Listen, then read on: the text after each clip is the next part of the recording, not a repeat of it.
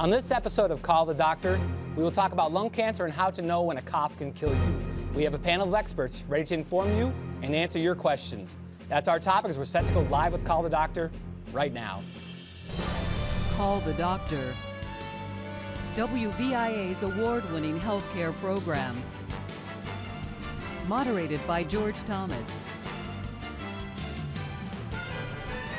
Call the Doctor.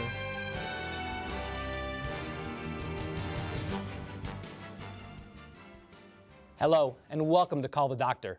Live from your public media studios, I'm Joe Kroback.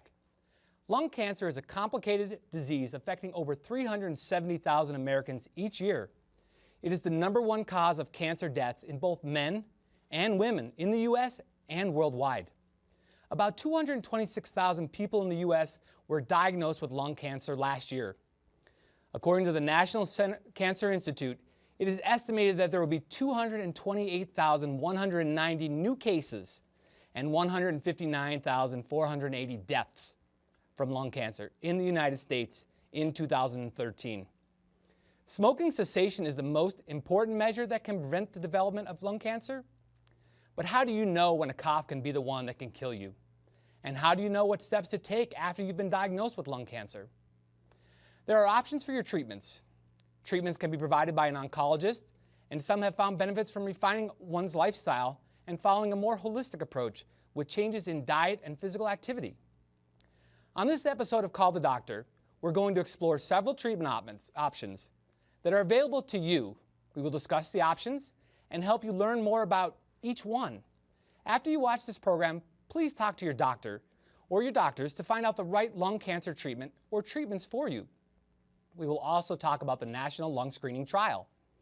If you want to be part of the show, you can do that by going online and submitting your questions by going to wvia.org and clicking on the Submit Live Show Questions link. Or call it in at 1-800-326-9842 to speak with the panel. It's easy to do. We've assembled these experts, and they are ready to answer your questions about lung cancer treatments. Our first guest is Dr. Jacqueline Lee. She is a thoracic surgeon from the Geisinger Health System. Our next guest is Dr. Terrence Lenahan, who practices pulmonary and critical care medicine for Delta Medics. Also joining us is Dr. Christopher A. Peters, the medical director for Northeast Radiation Oncology Centers, known as NROC. And he also serves as an associate professor of medicine at the Commonwealth Medical College. Our next guest is Dr. Carl O'Helvey, a registered nurse with 2 master's degrees and a doctorate in public health and wellness. He has 60 years experience as a nurse practitioner, educator, author, and researcher. He is also a 38-year survivor of lung cancer. We will hear his story. What makes Call the Doctor so very unique is the ability for you to interact live with experts for an hour as we go beyond the 1-minute news story and offer in-depth information and real help for you and your family. So we're going to open up our toll-free lines right now and give you the opportunity to ask your questions about lung cancer. Thank you all for coming today. I want to start with you, Dr. Terrence, and kind of have you set up the important functions of the lungs, kind of why we have lungs, the basics of. You start from there. You know where you're going. Joe, the entire respiratory system is the method by which you are able to bring gas into your body, oxygenated gas, and expire out carbon dioxide. As such, you are in complete contact with your environment at all times. Also, based on the physiology, your lungs will see your entire blood volume throughout the course of inspiration and expiration. As with every beat of your heart, blood moves through your body. As such, they are exquisitely sensitive to any type of environmental pathogen, any type of irritant, and especially cigarette smoke, which is one of the most worrisome factors in the world today. It's sad that smoking does play such a huge role in it. I think I read 89 to 90% of people with lung cancer are smokers or former smokers in some level. And we're going to try to give them some numbers at the end here to kind of help them quit. I think that's probably the biggest problem, is that the smoking is a large component in that, if there was a way to remove all of that. So if we're looking at the lungs, and we'll get to you second here, Jackie, if we're looking at those lungs for functionality, Dr. Linehan, we're assuming that we can't function without them because they process all that oxygen into the bloodstream and help us stay alive. What efforts are they making to scan better for this? Is there something that they can do to proactively check these things as a patient comes around? Throughout the last 20 years as a pulmonologist, I was faced with a difficult problem, and that was how do we screen for people at risk for lung cancer? And throughout the majority of those 20 years, the answer was there is no screen. However, recently, due to the National Lung Cancer Screening Trial, we have been able to develop the ability to adequately and successfully screen for lung cancer with low-dose CAT scans of the chest. This is a landmark event in pulmonary medicine and a landmark event in medicine in general. It is going to allow us to be proactive. The potential survival benefit is upwards of 20% in patients diagnosed with lung cancer by screening them and finding the cancer early. Early detection is the key. There is, to the best of my knowledge, only 2 programs in the United States, one in Boston through Dana-Farber, and one soon to be fully implemented by Delta Medics here in Scranton, that involves lung cancer screening trials, including the CAT scans of the chest. This is, again, a leap forward in early detection. It's something we've waited an entire career for. And with the numbers being so astronomical, I think the quicker we can nip this in the butt, the better it would be. I have a slide of the national incidences of lung cancer that's going to come up here. So basically the lung cancer, and as you can see, there's been some diminish in it. And I'm wondering if any of you have kind of a reasoning for that. Did it diminish a little bit because of people being more treated with healthcare at this point? It starts back in 1980, somewhere around there. So was healthcare changing? Were people, the smoking effect, people starting to quit smoking, part of that change? CAT scanners came out in 1975. I think that made an enormous dent and a change in treatment and survivability. And I think for the lung cancer mortality, it's not that people are dying less or lung cancer is safer at this point. It's just that more people go to the ER, they get CAT scans for they have a car accident, they have something else, and things are found earlier so that people can get treated earlier and they have a better survival benefit. But I think the message from a picture like that is that people think that all of a sudden that it's a safer cancer, and that's not the same. We're just actually finding them earlier at an earlier stage, as opposed to in the past, it's found very, very, very late when people have show up with very advanced symptoms or actually completely metastatic at that point, and there's not a whole lot to offer at that point. Well, we'll jump from Terrence to you, Jackie. So Terrence says proactively we can kind of check in advance to all this, and we can maybe learn a little bit earlier, proactively. So what happens now at this stage of the game if they get past that, they're not proactive in their attempt to find out that they have lung cancer, they're smoking and ignoring it, whatever factors involved? To stop smoking? No, well, they come to you, so they've advanced to a stage of the lung cancer where it's now they have to go to the thoracic surgeon. They come to you. Yeah, so there's a lot of stages, a lot of times whether their primary care doctor has found it on an x-ray and a CAT scan, or emergency medicine doctor, they're in the hospital for something else, they've seen a pulmonologist that for something else, and we diagnose it for whatever scenario that brings the patient to have a CAT scan that has something suspicious or biopsy proven. Then there's a lot of key players for any potential lung cancer patient, usually a pulmonologist, a thoracic surgeon, the medical oncologist, and a radiation oncologist. And according to what stage that the patient has, and it kind of determines what their treatment plan is and in what form or fashion. And staging is very important for any cancer, whether it's colon cancer or breast cancer, but it ultimately determines if it's early stage or later, and who can be offered surgery, or who people need chemotherapy and radiation mainly. So after that, like all the key physicians look at the scans, look at the patient's staging studies, and then determines what kind of treatment plan they need. Okay, well, we're going to come to you, Dr. Peters. So Terrence said proactive. We talked about the tests coming back, these results being diagnosed. Where do you fit into this as an oncologist? Well, just segueing off what Dr. Lee just said, it's important to realize that the lung cancer screening trial, and Dr. Lenahan alluded to this, is important because it started to identify patients at an earlier stage, and that's very important.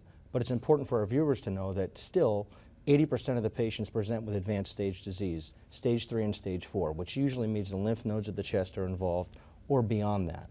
It's very important, as Dr. Lee was saying, that a multidisciplinary team of specialists that treat cancer, so now we're getting kind of moving away from the diagnosis but into the treatment, evaluates the patient. And that involves the doctors that she was discussing, thoracic surgery and then medical and radiation oncology, and of course our pulmonologist to help secure the diagnosis and to help figure out the underlying lung function. Probably the first step that we take is staging the patient as oncologists. Is it a stage 1, 2, 3, or 4? And 4 is the most advanced stage and 1 is the earliest stage. The treatment options differ, and we have national guidelines to suggest how we do this.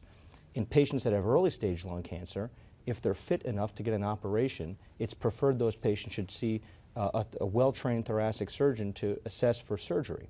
Sometimes the patient afterwards will need adjuvant treatment such as chemotherapy or radiation therapy to help extend their survival. On the contrary, in patients with more advanced stage, generally stage 3 and 4, generally we're not offering those patients surgery up front, although there are some exceptions. A very healthy patient with a limited stage 3 disease, for example.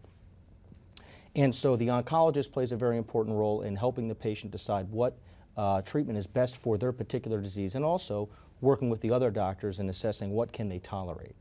One final note, most of the talk about lung cancer is for non-small cell lung cancer, which is the most common type. But there's a very special type of lung cancer called small cell lung cancer that's generally treated primarily with chemotherapy and radiation alone.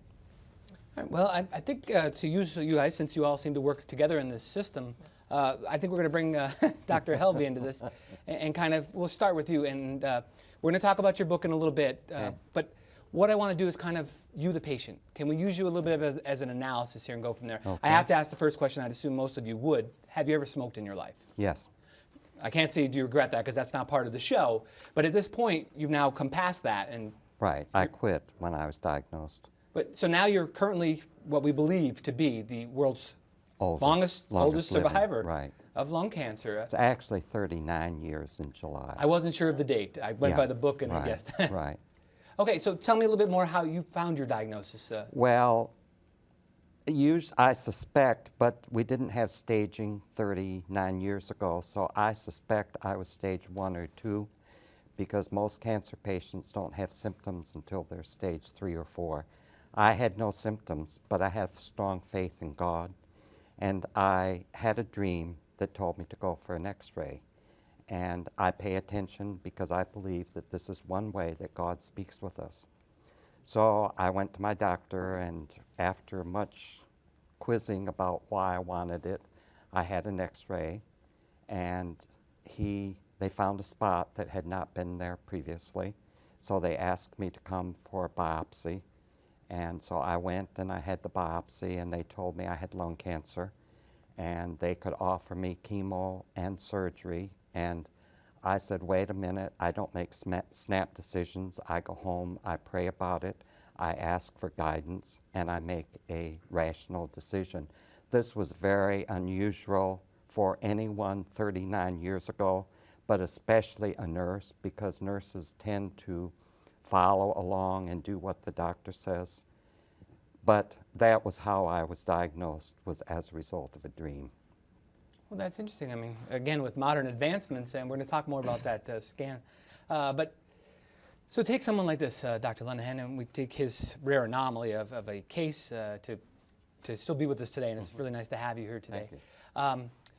Prior to these advancing tests, this must have been very difficult for a doctor to even diagnose lung cancer.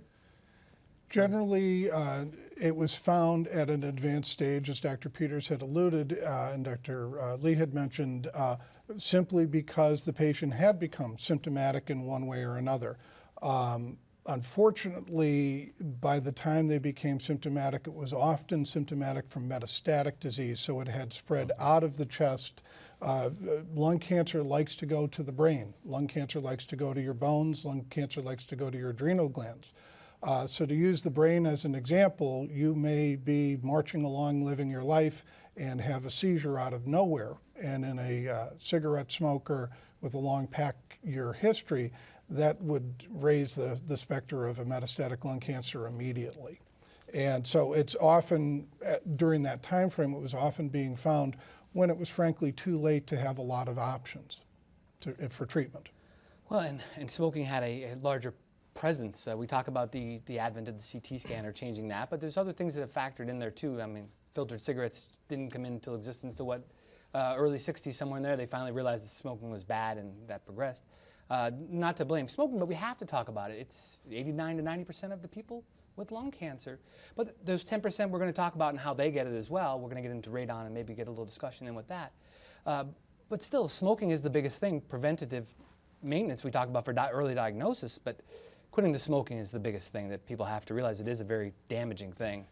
Quitting smoking at any time during your lifetime will, done early enough, and early enough thankfully includes the 40s into the 50s age range now, will increase your lifespan by upwards of 9 to 10 years. The thing that people should also remember is, if you quit smoking, regardless of how long you've been doing it, but the hope is after a very short amount of pack years, if you quit smoking within a time frame of the next 11 years as a non-smoker, your risk for lung cancer returns almost to that of the lifelong non-smoker. So quitting now makes a huge difference. Smoking cessation is almost as important as anything we're going to discuss here today. There has also been some research that showed that if you quit smoking after you've been diagnosed, that it will increase your probability of survival, especially if you eat green leafy vegetables for some reason. There's a lot of research on fruit and vegetables and their value in both prevention and treatment of cancer, which I think is very interesting. And a lot of this, I think, has come about because of the center in Washington and the Complementary Alternative Center, and also the naturopathic physicians that have evolved over the last years. And so there's a lot of research, which I review every week, the research that comes out as far as natural things in cancer. And there's also, just to add on that, a very strong foundation in that in solid tumor oncology, basic science research, because most of the interventions we use to treat, for example, lung cancer, rely heavily on the ability of the tumor, we call it the microenvironment, to be a well-oxygenated environment. And that's true of surgery, chemotherapy, and radiation therapy, which are really the backbone of treatment that we use for lung cancer. So there are a variety of reasons why, to Dr. Lenahan's point, it's really never too late to stop smoking. When I meet a new cancer patient in the oncology clinic, one of the first things we review is, how can we help you stop smoking if you have an interest in doing it? And then I try to tell them why it's important, even during your treatment, because treatments are usually more effective and less toxic if you have, if you're not smoking. So I agree with the other panelists on that. And for people who are surgical candidates, if they get to that, they're found to be at a fairly early stage and have surgery. If they stop smoking from their time of diagnosis, they're not smoking at the time of their lung resection and surgery, their overall hospital course and their chance of having complications in the hospital are lower. Yeah, I think we're going to talk about the lung transplants in there too a little later in this conversation, to let people know that that's not necessarily an option. As we know, there's not enough lungs for as many people who have lung cancer. So that's not something that you can readily say, hey, I'll just wait, and then, you know, when this becomes a problem. But I think we still need to stick on this smoking thing. So those people who, the naysayers, always say, you know, why should I quit? I've been smoking all my life, and I'm just going to be a smoker, and I'm going to, you know, keep the hack or whatever. And again, a lot of them have that smoking cough and don't know when. That's the whole purpose of the show. The title, you know, not misleading in that. I mean, when do you really know that you've gone too far with one more pack, one more pack? And again, we're not throwing out numbers of the pack a day because smoking itself, is there a pack a day? You can actually, there's no such thing as a safe cigarette, and there's no such thing as a safe amount of cigarettes. However, that being said, the number that comes up as concerning is a 30-pack year smoking history. So multiply 1 pack of cigarettes per day times 30 years or 2 packs per day times 15 years, I mean, mathematically. Just figure out a way to get to that 30-pack year number, and your risk factors start to increase significantly in terms of worries about lung cancer. So it is a very significant number.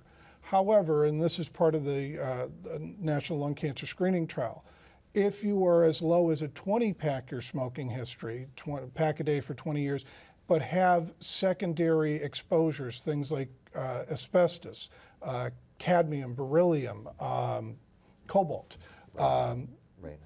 Radon figures in significantly, but if you have secondary worrisome exposures, your risk for cancer even at 20-pack years is concerning. But 30 is usually our takeoff number. So there is an amount where you should be worried. Doesn't mean you're safe below it, but it's an important number. We are going to go over the lung screening questionnaire probably after the break. We'll bring this up because I think this is huge that people with lung cancer have an option to try to get this screening so that they can get into that pre-advanced mode where we can detect this a lot earlier. Again, it's still don't smoke. I think that's the best thing we can. Never smoke. Well, I think the other thing that we haven't mentioned, and that is secondary smoke, and there's another 2 to 3%. We're going to get into radon as well. Some of these 2 to external 3% with the secondary smoking, and I think public health has done a great job as far as prevention from secondary smoke by the laws that have been passed nationally on, public facilities, public places. I remember one time my sister loves bingo, and I went to bingo with her, and it was so thick with smoke in there, I said, I can't take this. Yeah. And so she called her husband, and he came and picked me up. So the laws now are such that there's no smoking in the bingo halls, and so I can now go with my sister to We have restaurants and bars around here have them. There's been some opposition because the smokers still want to be able to go to the bar just as readily as everyone else, and there's always that, I had a drink or two, I'm lapsing. No, there's no is no. You don't smoke. You do it once, and it's only going to be problematic to you. Terrence, so you have that one cigarette. People say, I just had one. I haven't had one in 3 years. Does that really take you back? My thought process is this. Optimal number of cigarettes is 0, Yeah. but life does go on. And as such, if somebody stumbles and they have one cigarette here, one cigarette there, are they really changing their overall risk? Not likely, but very few people can have one cigarette here, one cigarette there. What I tell my patients who are ex-smokers, if they are finding themselves tempted and they stumble, one is fine, no more than one, stop, please. And that also goes for electronic cigarettes. We have absolutely no idea what is in an electronic cigarette. They are not FDA approved, and I think they are, if possible, as dangerous as regular cigarettes. That may not be physically possible, but they are dangerous, in my opinion. Yeah, it's a good thing to mention. I never even thought of that, but a lot of people are turning to electric cigarettes. I see them at concerts and stuff now where people just pull out a cigarette because they don't have to go outside, like the bingo hall incident. So I think people are relying on that. And you're right, with no FDA approval, there's no saying that this could be worse. I mean, it could be twice a pack of cigarettes. We don't even know that at this point, correct? There's no testing at all being done? To the best of my knowledge, it doesn't exist. And the ingredients haven't been disclosed because I believe it's a proprietary product. So therefore, the ingredients haven't been disclosed to the general public or certainly the Food and Drug Administration so that physicians can assess the safety of it. So I think we all share Dr. Lanahan's concern on that. Yeah, no, that's a very great point to bring up, that these alternative cigarettes are not necessarily an alternative at all. It's still a cigarette or giving some replacement to that. Again, having no knowledge what the ingredients are for the electronic cigarettes is concerning. I will throw out one other thought process. You have to consider marijuana in part of your assessment of any of your patients, but especially a patient at risk or biopsy proven to have lung cancer. Marijuana use, every marijuana cigarette is about the equivalent of toxins that are in an entire pack of tobacco cigarettes. And heavy marijuana use will bring about very early stage emphysema and often very early stage lung cancer. and it really needs to be a consideration in a lot of patients. And you know, that's weird with the advancements in medicine. Marijuana is becoming more used as a medical treatment. How do they get around that? Well, in oncology, in patients who have advanced cancer pain or a syndrome we call cachexia, where patients can't gain weight, therapeutic marijuana in certain circumstances can be used. In this state, we use it in pill form. It's not smoked. And the active ingredient in cannabis or cannabis can help with patient symptoms. And it is an important tool we have for patients that are struggling with pain or weight loss and not able to put weight on. But I think smoking marijuana and ingesting the toxins is a problem for your lung function, independent of lung cancer. Although it may certainly add to the risk of lung cancer, the problem that Dr. Lenahan and I'm sure Dr. Lee would agree is you're kind of polluting your lungs with these toxins, and that could cause significant problems. If you want to become part of the panel, you can call us at the number on the bottom of your screen, or you could always go to wvia.org and click the Submit Questions link and become part of the panel. I think we're moving along nicely here, guys. I think we're really covering a lot. We are going to talk about your book. We're going to talk about the new scanner. I kind of want to set up with you two guys over here and kind of get your feedback on this. So we take Dr. Helvey's diagnosis way early before all this comes about. He goes home and decides to ponder on the idea. Doesn't want to do anything right away, nothing rash, and I'm okay with that. What would you guys have done if your patient said to you, I'm going to go home? And I mean, it's hard. I mean, when a patient gets bad news or shocking news, and it's always really hard to process. And a lot of patients want to, if they're alone and they don't have their family members there, it's all too much. So when it comes down to it, always ultimately it's the patient's decisions. Physicians can give advice, but we can't change your mind. But all we can do is provide the best information that we can so that the patient makes an informed decision, so that they leave with everything they need to do to make their own decision. Whether they choose not to have surgery, some people say, I won't have surgery, but I'll have chemo. I won't have chemo, but I'll have radiation. Whatever their decision might be, as long as they approve some sort of treatment and they're comfortable with that decision, but we will continue to provide the information they need so that we know that they know this is what's proven, these are the outcomes with surgery and then chemo or surgery alone. We know that your survival is going to be good, and if you don't, we know your survival is going to be poor. So all we can do is just provide the best information as possible. Dr. Peters, yeah, you chime in on this. Well, I think it's important, and I agree with everything what Dr. Lee just said. I think it's important to highlight to the viewers that the doctor on the panel is certainly an exception to the rule. We don't have a pathology report. We didn't know what happened back then. And the numbers that we started the show with, lung cancer is a sobering illness. We have a lot of room for optimism, both with newer treatments, surgical techniques, cancer treatments with radiation and chemotherapy, and with lung screening, which is going on nationally, as well as several programs locally. And I think that the issue is we have room for optimism, but it's a cancer that we want to treat. And the reason we want to treat is because, as you pointed out in the beginning of the show, the majority of, we have an incidence of approximately 230,000 and an annual death rate of approximately 160,000. Counteract that with, for example, low-risk prostate cancer, where many patients are diagnosed that may not ever die of that disease, perhaps maybe 1 in 10. There's a cancer where we can do something called active surveillance and watch it closely, follow it with blood tests and physical exam. Lung cancer is quite the opposite, and we want to, as soon as we have a diagnosis, we're eager to treat the patient because we can make a real difference if it's caught early. And there's a lot of publicity, there's a lot of breast cancer awareness, but, for breast, prostate, and colon cancer, but in general, those cancers have a better survival. I mean, lung cancer continues to be the #1 leading killer of any cancer in the United States, but it doesn't have the same public knowledge, and the only thing that we can do is inform people. I mean, people have grown up for a long time. There's fathers or grandmothers, a lot of secondhand smoke exposure, and we continue to see the numbers rise. So fortunately, with lung cancer screening programs and more to come, that we can find them earlier. But that is true. He's definitely the exception. He's an anomaly. Right. I really take exception to that because I am not the exception. I know many other people who, in fact, there is a disabled veteran that contacted me and wanted to use the same protocol that I used. We're going to pick up right there after the break. So we're going to get back to Dr. Helvey after the break. We're going to hear more because I want to hear more of your story. Not so much to call you an anomaly, but hey, join us on the panel. Call the number on your screen.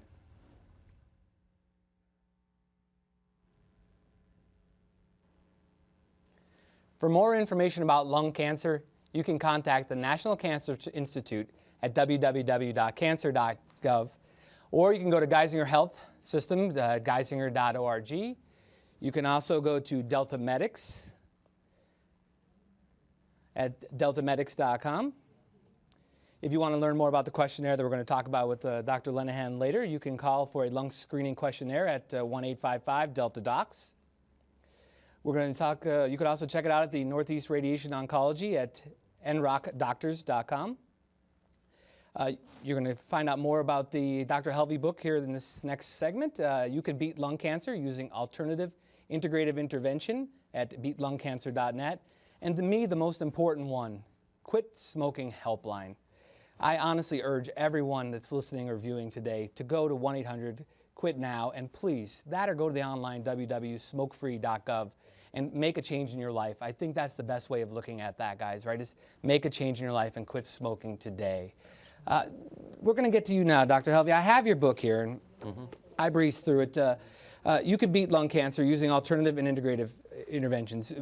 We're referring you to as an anomaly, but again, it's all in the book here for anyone to read, the story that you do go through. I'm going to have you synopsis it a little bit for us right now, and you can explain that to us. We got into the bingo hall and the going home to think about it. Where'd you go from there?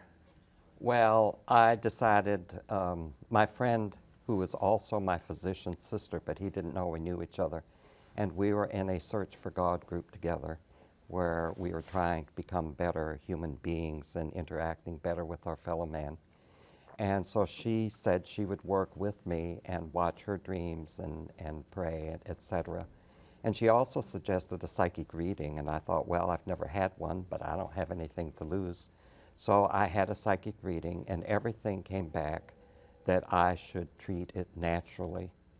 And so my friend Ursula referred me to a physician in Vienna, Virginia, who had worked for the National Cancer Institute until he was closed down because he was having so much success using Laetrile or vitamin B17. And so he continued to do it in his private office.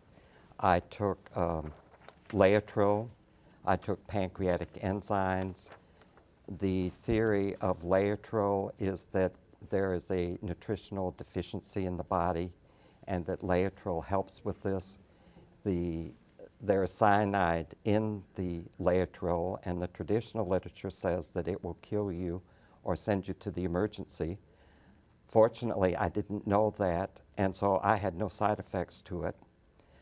The cyanide is activated by the enzymes around the cancer cells, but does not affect normal cells. So it's very specific to the cancer cells.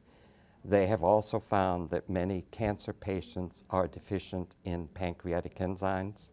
And so I took pancreatic enzymes.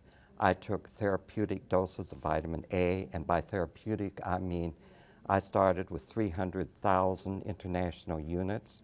Then I took 200,000 international units. And then I went to 50,000 for a year. And as you all know, 5,000 is the recommended daily allowance. I was concerned about it because it was a fat-soluble vitamin, but the doctor told me that the high-dose vitamin E, which is another fat-soluble, would handle the toxicity from the vitamin A. So I took that. I took a zinc, which is a carrier of the Laetrile. I took several other I took several other vitamins, minerals, supplements. I also was put on a diet that was 75% raw fruit and vegetables with some additional cooked fruit and vegetables.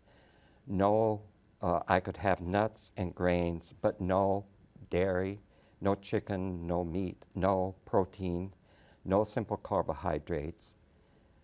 I did this for 2 years. I added mental and spiritual because I believe that there are things in these realms that are as important as the physical aspects of the that the doctor prescribed. And so I did prayer, I did meditation, visualization, affirmations. I tried to be a better person and be more patient and have faith and help other people as much as I could. And I did this for 2 years, and then I went back to my doctor every 6 months, not the physician that I saw in Northern Virginia, because he didn't ask me to come back, but I went back to my primary physician and to have x-rays to see the progress. And after 2 years, he said the spot was gone, and he guessed he had made the wrong diagnosis. Now, I did not tell him I was doing anything, and so he thought we were in a wait-and-see mode. So my friend, who was professor of pediatrics when I taught at Duke, and at this point is the medical director for Blue Cross Blue Shield for the state of North Carolina, wanted to see the x-rays, the lab, all of the tests. So I took all of the tests to him, and he reviewed them, and he said it definitely was lung cancer. So that was the third person that had validated that it was lung cancer. And as far as my being an exception, Dr. Forsyth wrote a chapter in my book, and he follows cohorts of usually about 400 or 500 patients at a time. He has done 3 different natural interventions over time. He's followed them for 5 years. They are all stage 4. He, in his current cohort of 500, he used poly-MVA. He added some homeopathic substances. He had 39% success for lung cancer and 46% success for all cancer patients. Dr. Contreras at the Oasis of Hope, where he has treated over 100,000 cancer patients, wrote up another chapter. He is having much higher success rate than traditional, and the rate that Dr. Forsyth used for traditional for stage 4 was 2%. So I think that 46 compared to 2% or 39 for lung cancer compared to 2% is quite dramatic. And I mentioned a disabled veteran, and I know many other people who have used the Laetrile. It's definitely a great story, and you're here living it today, so I don't think I can complain about that. I would like to reintroduce the panel, though, if I could at this point, though. So let me introduce our panel members to you. Our first guest is Dr. Jackie Lee, a thoracic surgeon from the Geisinger Health System. Our next guest is Dr. Lenihan, who practices pulmonary and critical care medicine for Delta Medics. Also joining us is Dr. Christopher Peters, the medical director for Northeast Radiation Oncology Cancer Centers, known as NROC. And he also serves as an associate professor of medicine at the Commonwealth Medical College. Our next guest is Dr. Carl O'Helvey, a registered nurse with 2 master's degrees and a doctorate in public health and wellness, and he has 60 years of experience as a nurse practitioner, educator, author, and researcher, and he is a 39-year survivor of cancer. We have a couple calls on the line right now, and I'd like to take a caller right now, guys, and kind of get the panel, them interjected with us here. What we'll do is we'll take a phone call. We'll get a couple of these back to back here really quick, and then we'll get back to this. First one's anonymous. So let's talk to anonymous in German. Welcome to the program.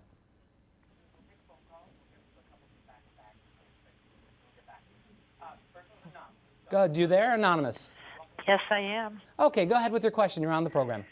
This may be premature, but I was in the hospital in October with acute bronchitis and pneumonia, and now they're telling me that my white blood count has gone up significantly, and that what is a normal blood count in a 70-year-old female? Dr. Lennon, want to jump on that, either of you? Well, again, not knowing the particulars of the case, one would expect to see a white blood count in a 70-ish-year-old lady, probably no higher than 12, somewhere in the 8 to 12 range would be reasonable. Anything higher than 12 would at least be suggestive of an infectious process, but it doesn't need to be unique to an infectious process. I might add that if you had been on steroids as part of your treatment program. Steroids will cause a demargination of white blood cells from the bone marrow and cause a false increase in the white blood cell count that is not related to an ongoing infection. So that's a good reason to be communicative with your doctors to kind of field these things out. Let's go to Eileen from Einan. Eileen, welcome to the program. Hello. Hi, Eileen. Go ahead with your question. Hi. I just wanted to ask the panel what they thought of. I'm 55. I've been smoking for 40 years, which is way too long. My dad died from inoperable lung cancer. And I know it's time to quit. I know that. And I also have a little emphysema. So we're just getting the icing on the cake here. I was wondering, I'm going to start my Jantex. And what do they think of the electronic cigarettes? Is it because it's tobacco-free, you're thinking, okay, that's okay? Some people say there's nicotine in them. It's just like an issue now. And also with your health insurance, if they want you to be tobacco-free to lower your rates, do they also consider that nicotine-free? Because I have a girlfriend that, like, chews nicotine gum. But, like, what are the lesser two evils here, and are they both evil? That's a very good question, Eileen. Guys, we talked about the electric cigarettes this morning. We didn't talk about the nicotine gum. You want to throw anything out at that? So, I mean, a lot of times when you sit down and counsel a patient to stop smoking, it's obviously the most challenging thing that they've ever done. A lot of time, you know, like people like Eileen, they've smoked for many, many years. So people try one thing, doesn't work. They try something else, it doesn't work. So Desperation. in the mix of that is things like the nicotine gum, nicotine patch, the electronic cigarette. Some people try to stop cold turkey. Some people try to quit with a friend. At the end of the day, whatever means you choose, one may not be better than the other. Yes, nicotine gum and patches have a little bit of nicotine, but they are stopping the inhalation of smoking. Right. Like so marijuana that does usage. benefit them. So at the end of the day, as a physician and a healthcare provider, we, you know, whatever means that they need to stop is always better than nothing. So no nicotine is still the answer, though. Right. All right. Let's go to Diane in Milford and bring her into the program. Diane. Hey, thanks very much for taking my call. Oh, On thank you for April calling. 18th, I lost my husband to lung cancer. My husband never smoked. He died 2 weeks after his 65th birthday. My husband was diagnosed November 5th of 2012, and he was told he had non-small cell sequoias, and my husband only, he underwent radiation and chemotherapy. He had 3 major hospitalizations due to complications from the radiation and the chemo, and my husband passed away 5 months after his diagnosis. But depression, I believe, played a role in my husband's demise. But the non-small cell sequoias, is that extremely aggressive? I wasn't told what stage it was, but I just wanted to know if the non-small cell sequoias is the very aggressive, the worst kind of lung cancer you can have. Diane, very sorry about your loss, and our thoughts and prayers are with you. Chris, I saw you wanted to lean forward on that and answer her question. Well, I feel for her because it's very difficult to lose a family member with lung cancer. I think all of us have, in some respects, because it's so common. And I just wanted to address, before I get to your specific question, that it is important to highlight that approximately 10% of patients that get lung cancer are not smokers.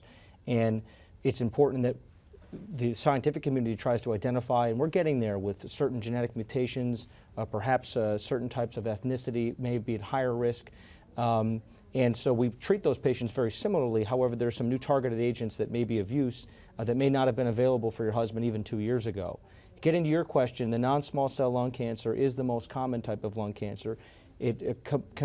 Approximately 8 in every 10 lung cancers are non-small cell lung cancers. And yes, they are aggressive, as most lung cancer is. And it is stage dependent. It sounds like he probably had a more advanced stage if he wasn't offered an upfront surgical resection. And getting to the psychosocial aspect of it, it is important that patients at advanced stages are treated with palliative care consultations as well as spiritual counseling. And that gets to what the other panelists said. And For instance, most oncology offices, I know ours, has social workers that help out in that regard. It's very important, just as important as the treatments. It's sad to hear that, but there are other environmental factors as well. Radon, we mentioned earlier, all these other chemicals that are in many of the things that we consume, take, use, and we don't even know it. Asbestos, very, Right. very, Yes. very high on the list. Asbestos exposure, independent of tobacco use, is a risk factor for primary bronchogenic carcinoma. Sadly, the mixture of asbestos and tobacco use is multiplicative, so that those two factors will cause an earlier onset and a higher stage onset very frequently. Just to address what the caller was saying, it sounds as though you're trying to describe a squamous cell non-small cell lung cancer, which is adenocarcinoma is the most common non-small cell. Squamous cell is the second most common. Squamous cell will very often take a slightly less aggressive course, but it's still lung cancer, and lung cancer will kill more people than the other four next type of cancers will kill, all combined. So if you add in breast and colon and whatnot, lung cancer kills 4 times the amount of people. I know we're in a high radon cancer population area here. It's still only factored into that 10%, but it is still a factor for those that have never smoked. And even the environmental factor of like going to the bingo hall, you still do get around some of that secondhand smoke whether you want to or not. I think we'll go back to the phones now. We're going to talk to Zygmunt from Pringle. Zygmunt, you with us? Yes, I am. Your question. My question is this. Everybody knows cigarettes are bad. The government, the doctors, insurance companies, even the people that smoke them, our elected officials, everybody. How comes they're still being sold everywhere? Everywhere you just about go, you can buy them. Why isn't something done? If you didn't have a place to buy them, people wouldn't be buying them and smoking them and dying from them. That's my comment. Now, what's going on in this world? Can anybody give me a good answer? Well, Zygmunt, I'll try to give you the best, and if these guys want to jump in, I'm going to say government regulations have already been in place, and it's tough to just stop the wheels of motion and say renege that, and you can't sell things. I know they're actually trying to make a lot of things smoke-free. The government is really trying. I showed the number for the Quit Help line, which is a government entity. The government is doing their best. Anyone else want to answer a little bit about that?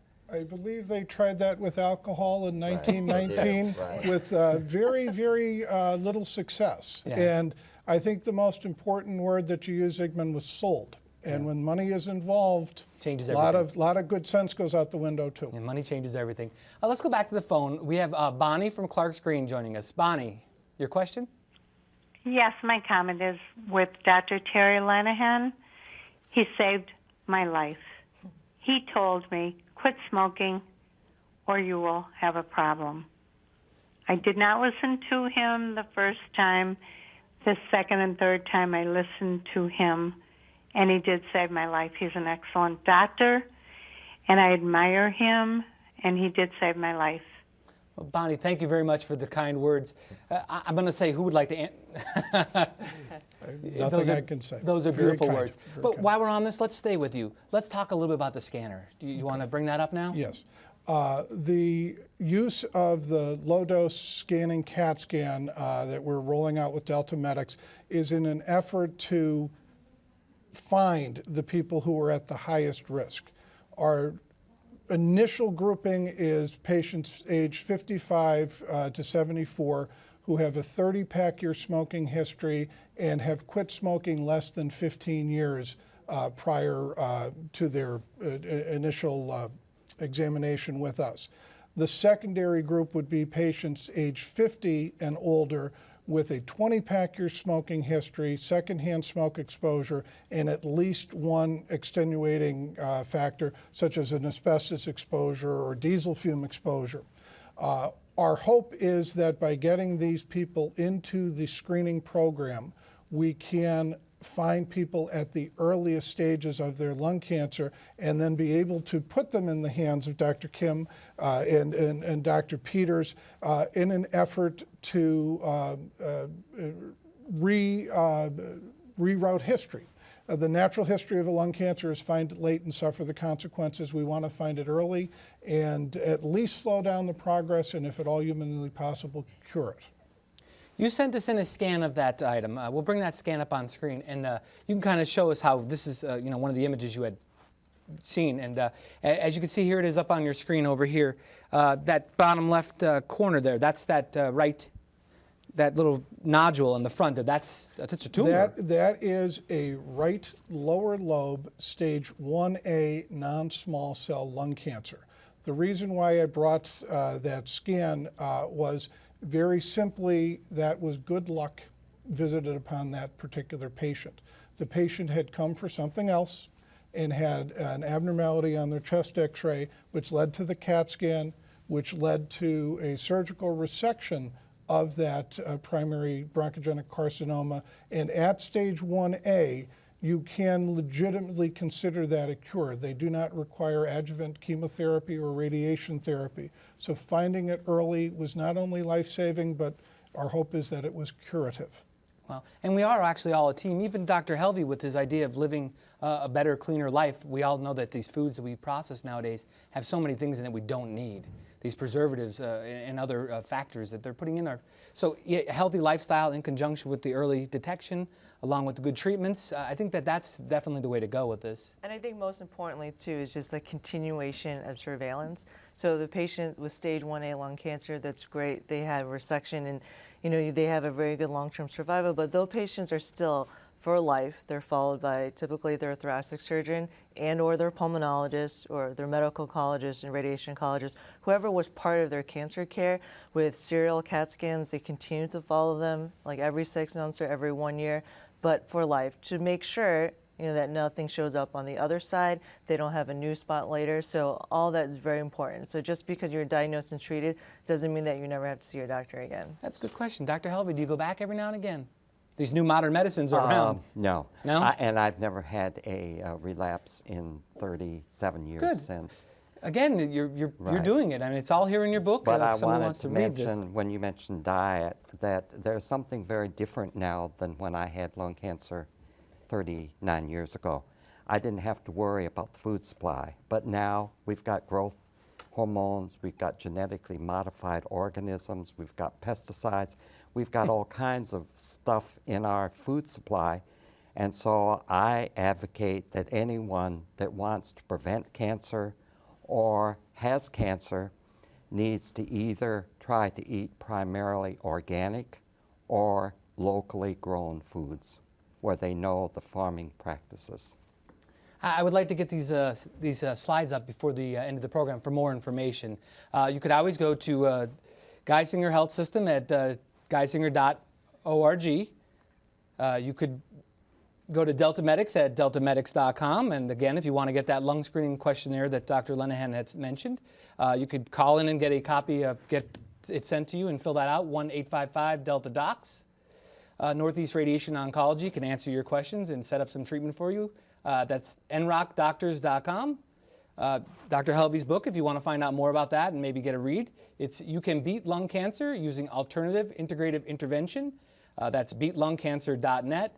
And the biggest one of all to everyone out there, Quit Smoking Helpline, 1-800-QUIT-NOW, or go to smokefree.gov. It's as simple as that to set yourself back on that path. The caller earlier had mentioned she needed that help, that push over the edge to do this.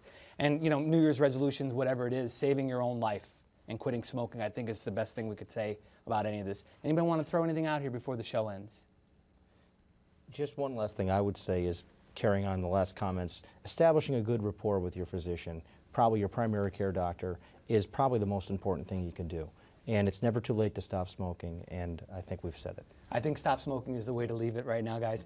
I would like to thank our panel members for joining us today. Thank you, Ms. Lee, Dr. Lenahan, Dr. Peters, and Mr. Helvey.